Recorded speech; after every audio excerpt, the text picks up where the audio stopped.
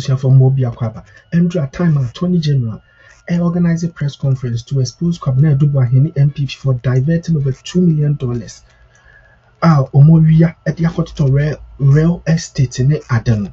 Na Sam George and so agent parliament expose Owusu over the Airtel Tigo purchase. Yen say Ghana government and the majority shareholder of the Airtel Tigo company. Wokuruma say na Sam George no video no ha mebo video na chirem, but Sam George expose Owusu say almost say Owusu ni MPP say omoto Airtel Tigo for $1, but Sam George say over 3.5 billion debt. Where was a Ghana yetuya. Even though Sakufa no muso $1, but over 3.5 billion debt. Where was a yetuya, and which means in real case in Omantono $1 said your Muslim. Sam George is our call so chile muse oba taking over as the Minister of Communications or call bank accounts not 25 Ghana cedi per and Owusu ejanu e 25 Ghana cedi so not 25,000 25 Ghana cedi per one of the account 25 Ghana cedi per and them means say obi amre mun yenko tie nsema Sam George attitude parliament. Right, Honorable Speaker. Pursuant to Article 179 of the 1992 Constitution of Ghana and the Public Financial Management Act, Mr. Speaker, we respectfully present to this august House the outlook for 2025 for the Ministry of Communication, Digital Technology and Innovation. Mr. Speaker, the Ministry, by an executive instrument of His Excellency the President, has been redesignated the Ministry of Communication, Digital Technology and Innovations. Mr. Speaker, the vision of the ministry is to ensure that we have a digitally inclusive, data-driven ecosystem in the country. Mr. Speaker, the budget has outlined the great innovative ideas that the President wants for us to pursue this year. However, it's important that we state that, Mr. Speaker, we have inherited a ministry that is deeply challenged. Mr. Speaker, I did not even find bones to take the marrow out of. Just to give you a typical example, the NCA, which is one of our flagship agencies, was able to pay $64.5 million the last time the NDC was in government for the DTT platform to be built. Mr. Speaker, when I took over the ministry, the NCA's bank balance, complete bank balance, was $1 million. Mr. Speaker, the National IT Agency had its bank balance of 25 Ghana cedis, 8 pesos. Meanwhile, the same agency, Mr. Speaker, has a debt sitting on its book of 813,486,505 Ghana cedis, 89 pesos. Mr. Speaker, I will repeat that again for the record.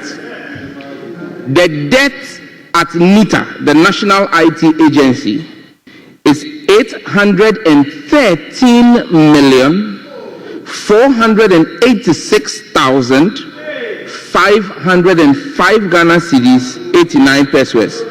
Meanwhile, the bank balance of NITA is 25 Ghana, 8 pesos. Mr. Speaker, this is what has been handed over to us. Mr. Speaker, the complete debt portfolio at the Ministry of Communication is in excess of 6 billion Ghana cedis. Mr. Speaker, and this House will remember that the previous government we've inherited from told us that they had acquired Airtel Tigo for $1. Mr. Speaker, at the right time, I will come and present to this House the details of that transaction.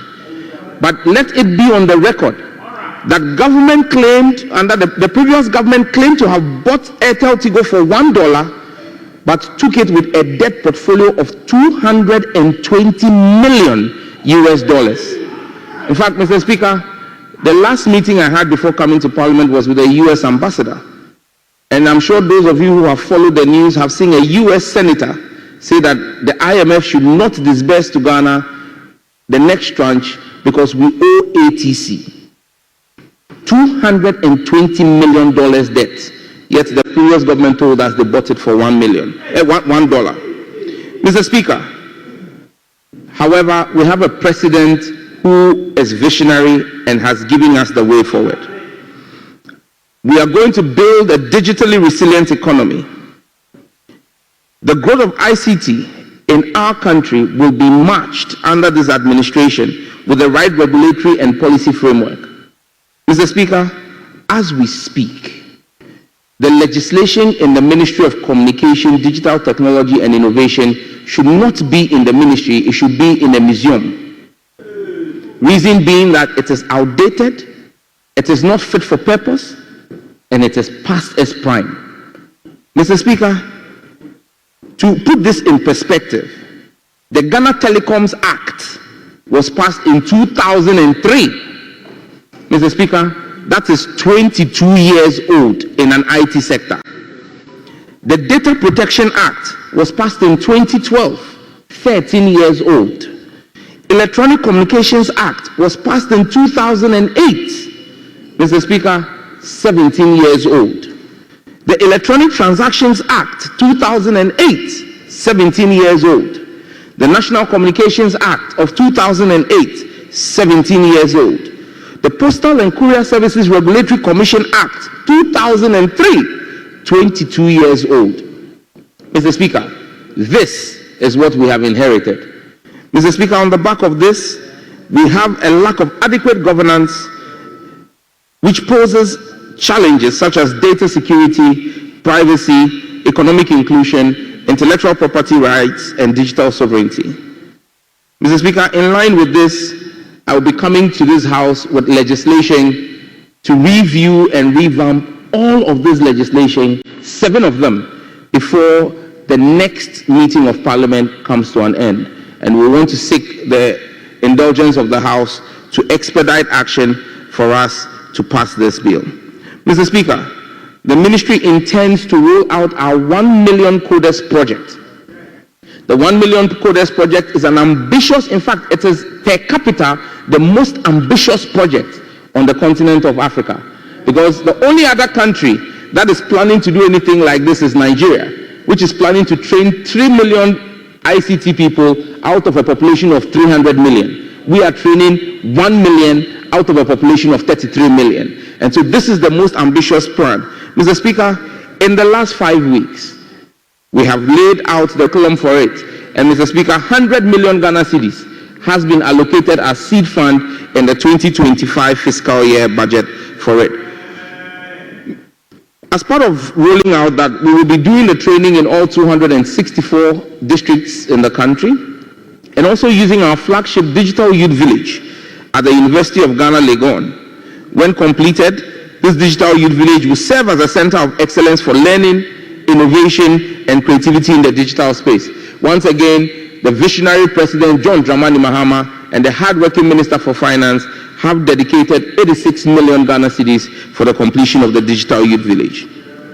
Mr. Speaker, it is important that we bring Ghana up to speed when it comes to cybersecurity. We are fully aware of the incidents that happened in the past week with the X account of His Excellency the President. But our resilience and our strength as an institution helped us to recover that account within 24 hours, working with our international partners. However, Ghana must come to the place where we have the capacity to react even quicker. Mr. Speaker, we will be strengthening our cybersecurity authority with support from the Ghana Digital Acceleration Project, and will establish 3 sectoral sets for education, health, and transport respectively.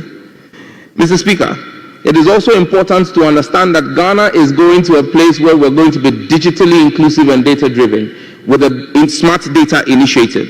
Our Smart Data Initiative looks to introduce the breaking down of data silos to allow for us to have a data exchange hub, which will allow the Ministry of Finance to make data-driven analytic solutions and decisions instead of those driven by sentiments. Mr. Speaker, our focus as a ministry is to create digital jobs and make Ghana the epicenter of the business process outsourcing and knowledge process outsourcing ecosystem. To do this, we're going to foster active Ghanaian participation in key sectors such as telecommunications, fintech solutions, data governance, cybersecurity, and artificial intelligence by creating capacity building programs, promoting local talent, and facilitating public-private collaborations. We will review the capital integrity requirements for non-deposit taking financial tech firms and promote the role of fintech in poverty reduction. We will not limit ourselves to fintech, Mr. Speaker, but we will explore innovation using our regulatory and innovation sandbox in areas such as agri-tech, insurtech, edutech, and health tech. We would establish a robust and institutional framework to facilitate the effective regulation of fintech, where we would oversee the $50 million Fintech Development Fund. Mr. Speaker, another project of concern is the Rural Telephony Project, and members of this House have filed many questions about quality of service in their communities, in their constituencies. It is important that we complete the project. Between 2022 and 2025, Mr. Speaker, 1,477 towers were completed, with 1,010 under Phase 1A and 467 under Phase 1B.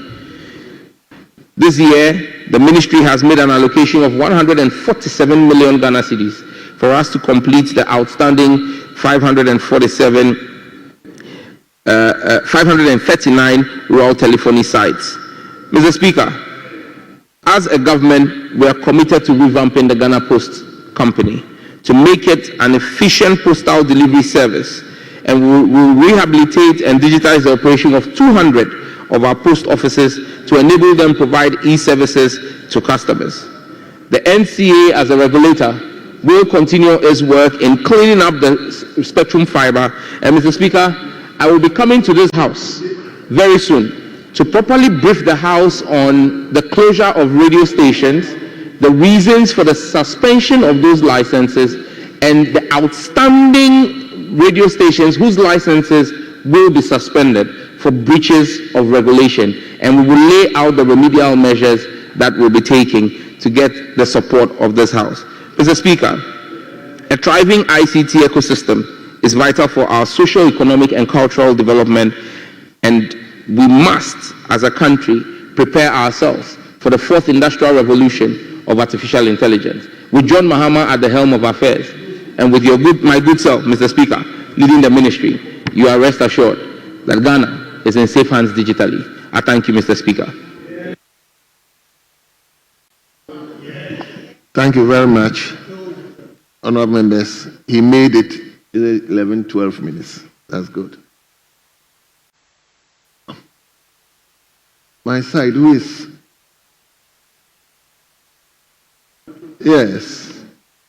We have Honorable Ms. Kumi is not here.